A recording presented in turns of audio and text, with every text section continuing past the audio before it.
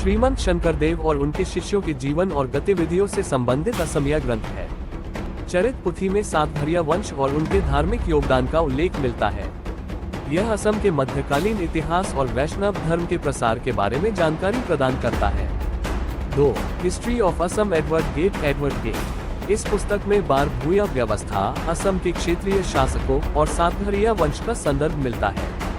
यह असम के सांस्कृतिक और राजनीतिक इतिहास को समझने के लिए एक महत्वपूर्ण स्रोत है। 3. वैष्णव साहित्य। श्रीमंत शंकरदेव और माधवदेव द्वारा रचित कीर्तन, भक्ति ग्रंथ और अन्य साहित्यिक कृतियां सातभरिया वंश के धार्मिक और सांस्कृतिक योगदान पर प्रकाश डालती हैं। 4. स्थानीय अभिलेख और लोककथाएं। सोत्रिगांव राय और सातभरिया वंश जैसे भूया नेताओं से संबंधित कई विवरण असम की मौखिक परंपराओं और स्थानीय अभिलेखों में संरक्षित हो सकते हैं। 5. The Bhuyan chiefs of Assam, Sukto Chakravarti. ये किताब बार भूया और उनके वंशजों के इतिहास पर केंद्रित है। इसमें सातभरिया वंश के राजनीतिक और सांस्कृतिक योगदान का विश्लेषण किया गया है। सागोरिया वंश। सातभरिया वंश असम के मध्यकालीन इतिहास का एक महत्वपूर्ण हिस्सा है, जो बार भूया व्यवस्था के अंतर्गत आता है। ये वंश क्षेत्रीय स्वायत्ता और वैष्णव धर्म के प्रसार में अपनी भूमिका के लिए प्रसिद्ध था। इस वंश का नाम सातभरिया उनके नियंत्रण में 7 प्रमुख गांवों या दुर्गों के आधार पर पड़ा था। श्रीमंत शंकरदेव और उनके वैष्णव धर्म के साथ इस वंश का गहरा संबंध था। सातभरिया वंश का ऐतिहासिक विवरण। 1. उत्पत्ति और क्षेत्रीय नियंत्रण। सातभरिया वंश बार भूया प्रणाली के अंतर्गत कामरूप और उसके आसपास के क्षेत्रों में सक्रिय था। इस वंश के सरदार स्थानीय क्षेत्रों में स्वतंत्र रूप से शासन करते थे। इनका मुख्य क्षेत्र बोरदोबा, बारपेटा और पश्चिमी असम के अन्य भागों में था। 2. श्रीमंत शंकरदेव से संबंध। सातभरिया वंश का श्रीमंत शंकरदेव से घनिष्ठ संबंध था। इस वंश के लोग वैष्णव धर्म को स्वीकार करने वाले पहले अनुयायियों में से थे। शंकरदेव ने अपने धार्मिक और सांस्कृतिक सुधार कार्यों को इस क्षेत्र में स्थापित किया। 3. राजनीतिक और सैन्य भूमिका। सातभरिया वंश ने बाहरी आक्रमणों और क्षेत्रीय विवादों के दौरान अपने क्षेत्रों की रक्षा की। उन्होंने अहोम साम्राज्य और मुगल आक्रमणों के खिलाफ स्थानीय समर्थन प्रदान किया।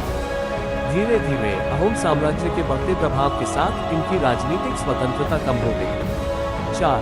वैष्णव धर्म का प्रसार। सातभरिया वंश ने वैष्णव धर्म और एक शरणागत परंपरा के प्रसार में योगदान दिया।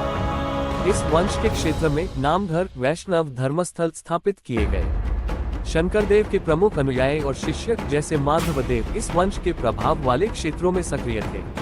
सातभरिया वंश की विशेषताएं। 1. धार्मिक संरक्षण। सातभरिया वंश ने वैष्णव धर्म के साहित्य, कला और संस्कृति को प्रोत्साहन दिया। कीर्तन घोषा और भक्ति प्रदीप जैसे ग्रंथों का इस वंश के अनुयायियों ने प्रचार किया। 2. सांस्कृतिक योगदान। इस वंश ने असमिया नाटक, अंक्याई नाट और संगीत के विकास में भी भूमिका निभाई। उन्होंने श्रीमंत शंकरदेव के नाट्य कला और सांस्कृतिक आंदोलन का समर्थन किया। 3. सामाजिक संरचना। सातभरिया वंश के क्षेत्रीय समाज में कृषि, व्यापार और धार्मिक गतिविधियों का संतुलन था। इस वंश ने समाज में सामुदायिक एकता को बढ़ावा दिया। सातभरिया वंश के प्रमुख नेता रामराय और चंद्रराय, ये 2 भाई वंश के प्रमुख नेता माने जाते हैं। गंगाराय, इनका भी उल्लेख लोक कथाओं में मिलता है। सोत्रिगांव राय संभवतः वंश के एक अन्य प्रभावशाली सदस्य थे। वर्तमान स्थिति। सातभरिया वंश का राजनीतिक प्रभाव अहोम साम्राज्य के उदय के साथ समाप्त हो गया। हालांकि उनका धार्मिक और सांस्कृतिक प्रभाव आज भी असम में देखा जा सकता है। सातभरिया वंश के वंशज संभवतः असम के विभिन्न क्षेत्रों में वैष्णव धर्म और परंपराओं के संरक्षक बने हुए हैं। सातभरिया वंश के प्रमुख नेताओं रामराय, चंद्रराय, गंगाराय और सोत्रिगांव राय से संबंधित जानकारी मुख्य रूप से लोक कथाओं, परंपराओं और सीमित ऐतिहासिक स्रोतों पर आधारित है। इनके व्यक्तिगत इतिहास और उनके वंश से संबंधित विवरण नीचे दिए गए हैं। 1. रामराय और चंद्रराय। वंश का नाम रामराय और चंद्रराय को सातभरिया वंश के सबसे प्रमुख नेताओं में गिना जाता है। इतिहास। ये दोनों भाई बार भूया प्रणाली के तहत अपने क्षेत्र के स्वायत्त शासक थे। वे श्रीमंत शंकरदेव के समकालीन थे और वैष्णव धर्म के समर्थक थे। उन्होंने अपने क्षेत्र में धार्मिक और सांस्कृतिक सुधारों का समर्थन किया। माना जाता है कि उन्होंने अपने राज्य में नामघर स्थापित किए और वैष्णव भक्ति आंदोलन को प्रोत्साहित किया। सैन्य भूमिका। दोनों भाइयों ने बाहरी आक्रमणों से अपने क्षेत्र की रक्षा में महत्वपूर्ण भूमिका निभाई। 2. गंगाराय। वंश का नाम गंगाराय भी सातभरिया वंश का एक प्रमुख सदस्य थे। इतिहास। गंगाराय के बारे में ज्यादा जानकारी लोक कथाओं से मिलती है। वे अपने साहस, सैन्य कौशल और क्षेत्रीय विवादों के समाधान के लिए जाने जाते थे। गंगाराय का नाम बार भूया शासकों की सूची में भी आता है, जो मध्यकालीन असम में एक प्रभावशाली वक्त था। 3. सोत्रिगांव राय। वंश का नाम सोत्रिगांव राय संभवतः सातभरिया वंश के एक अन्य प्रभावशाली सदस्य थे। इतिहास। सोत्रिगांव राय का नाम उनके नियंत्रण वाले क्षेत्र सोत्रिगांव से जुड़ा है। वे धार्मिक और सांस्कृतिक गतिविधियों में रुचि रखने वाले शासक माने जाते थे। माना जाता है कि उनके शासनकाल में वैष्णव धर्म का विस्तार हुआ। सातभरिया वंश के वंशों का महत्व। 1. धार्मिक योगदान। सातभरिया वंश के इन नेताओं ने वैष्णव धर्म के सिद्धांतों को अपनाया और अपने क्षेत्रों में इसके प्रचार प्रसार के लिए योगदान दिया। उनके शासन में नामधर और सत्संग की परंपरा मजबूत हुई। 2. सामाजिक भूमिका। इन नेताओं ने अपने क्षेत्रों में सामाजिक एकता और सांस्कृतिक विकास को बढ़ावा दिया। उन्होंने कृषि, व्यापार और धार्मिक उत्सवों को संरक्षित किया। 3. राजनीतिक भूमिका। सातभरिया वंश के शासक बार भूया के अधीन काम करते थे और अपने क्षेत्रों में स्वायत्ता बनाए रखते थे। अहोम साम्राज्य के उदय के बाद इनकी राजनीतिक शक्ति धीरे धीरे कम हो गई। इतिहास में इनका स्थान रामराय, चंद्रराय, गंगाराय और सोत्रिगांव राय का नाम असम के इतिहास और लोक कथाओं में बार भूया परंपरा और वैष्णव धर्म से जुड़े नेताओं के रूप में आता है। हालांकि उनके व्यक्तिगत जीवन और योगदान के विस्तृत विवरण उपलब्ध नहीं है, लेकिन वे असम की सांस्कृतिक और धार्मिक धरोहर का हिस्सा माने जाते हैं। अहोम सातभरिया और बारो भूया सातभरिया के समयकाल, नेता और उनके सामाजिक राजनीतिक संदर्भ अलग अलग थे। दोनों के उदय और अस्तित्व के समय को विशिष्ट ऐतिहासिक घटनाओं के साथ जोड़ा जा सकता है। 1. अहोम सातभरिया। अहोम सातभरिया।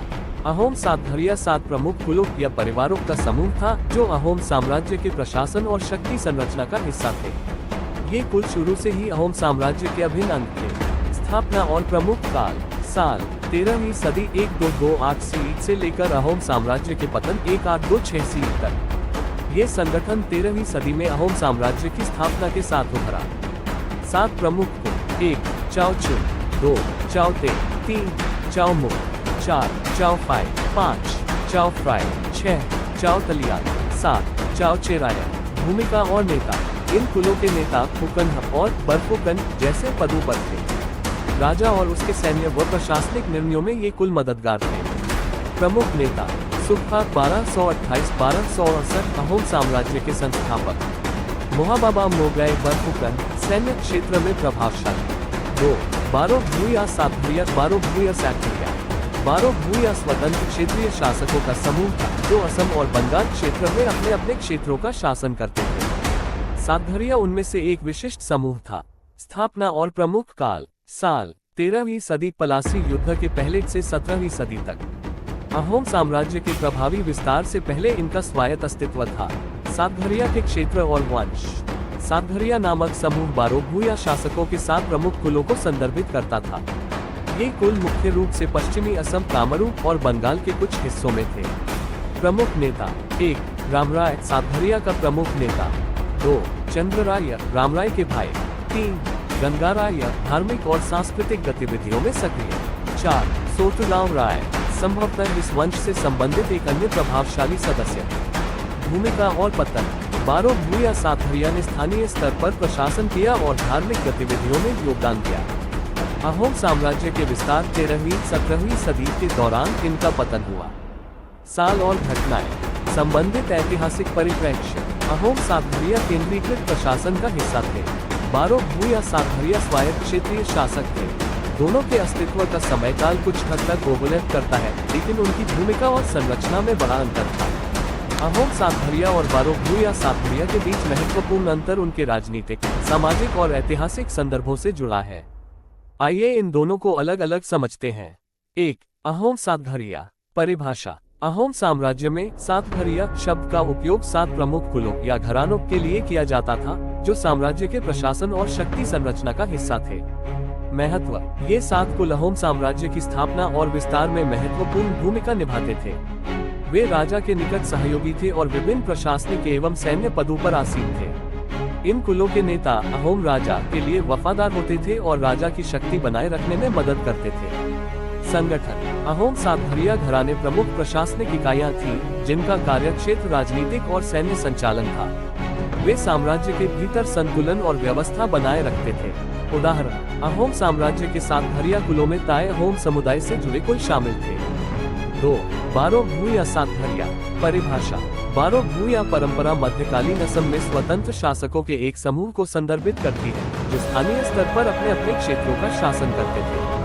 सातभरिया शब्द बारो भूया के तहत उन शासकों और उनके वंश को संदर्भित करता है, जो 7 प्रमुख क्षेत्रों में प्रभावित थे। महत्व। बारो भूया शासक स्वतंत्र थे और क्षेत्रीय स्वायत्ता बनाए रखते थे। उन्होंने अहोम साम्राज्य के पहले या उसके समानांतर शासन किया। उनका शासन स्थानीय किलों और कृषि आधारित अर्थव्यवस्था पर केंद्रित था।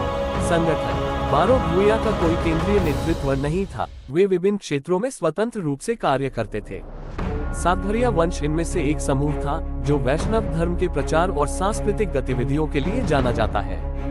उदाहरण, रामराय, चंद्रराय, गंगाराय जैसे नाम सातभरिया वंश से जुड़े बारो भूया शासकों के उदाहरण हैं। मुख्य अंतर, संबंध और प्रभाव। अहोम साम्राज्य के उदय के बाद बारो भूया के स्वतंत्र सातभरिया क्षेत्रों को अहोम साम्राज्य में शामिल कर लिया गया। बारो भूया सातभरिया धार्मिक और सांस्कृतिक विकास में प्रमुख थे, जबकि अहोम सातभरिया प्रशासन और सैन्य संगठन में प्रमुख थे। सातभरिया बारो भूया असम में 13वीं से 17वीं शताब्दी के बीच सक्रिय रहे। इनका अस्तित्व मुख्यतः असम के पश्चिमी क्षेत्रों और पूर्वी बंगाल में देखा गया। सातभरिया बारो भूया का इतिहास। 1. प्रारंभिक समय 13वीं शताब्दी। बारो भूया का उल्लेख कामरूप और पूर्वी बंगाल के स्थानीय शासकों के रूप में होता है। सातभरिया बारो भूया का एक हिस्सा था, जिसमें 7 परिवार या वंश शामिल थे। इनका मुख्य कार्य स्थानीय प्रशासन करना और क्षेत्रीय स्वायत्ता बनाए रखना था। 2. सामाजिक और राजनीतिक प्रभाव। इनकी सत्ता असम के कामरूप क्षेत्र में मजबूत थी। बारो भूया शासकों ने मुगलों और अन्य बाहरी आक्रमणकारियों से संघर्ष किया। इनका प्रभाव धीरे धीरे अहोम साम्राज्य के विस्तार और केंद्रीय शासन के साथ कम हुआ। 3. अहंकारी समय 15वीं-16वीं शताब्दी। इस काल में रामराय और चंद्रराय जैसे सातभरिया नेता प्रमुख हुए। ये स्थानीय स्वतंत्र शासक थे, जो अपने अपने क्षेत्रों में शासन करते थे। धार्मिक और सांस्कृतिक गतिविधियों में इनकी बड़ी भूमिका थी। 4. पतन 17वीं शताब्दी। 16वीं-17वीं शताब्दी में अहोम साम्राज्य के विस्तार और उनके केंद्रीकृत शासन के कारण बारो भूया का प्रभाव कम होने लगा। अहोम राजा प्रताप सिम्हा 1603-1641 के समय अधिकांश बारो भूया शासकों को अधीन किया गया। सातभरिया बारो भूया का अस्तित्व। 13वीं शताब्दी, अस्तित्व की शुरुआत। 16वीं शताब्दी, राजनीतिक प्रभाव का चरण। 17वीं शताब्दी, पतन शुरू हुआ, विशेषकर अहोम साम्राज्य के प्रभाव से। 18वीं शताब्दी, धीरे धीरे पूरी तरह से विलुप्त हो गए। सातभरिया बारो भूया ने अपने समय में असम के पश्चिमी क्षेत्रों की राजनीति और समाज को प्रभावित किया। उनका नाम लोक कथाओं और क्षेत्रीय इतिहास में अब भी जीवित है।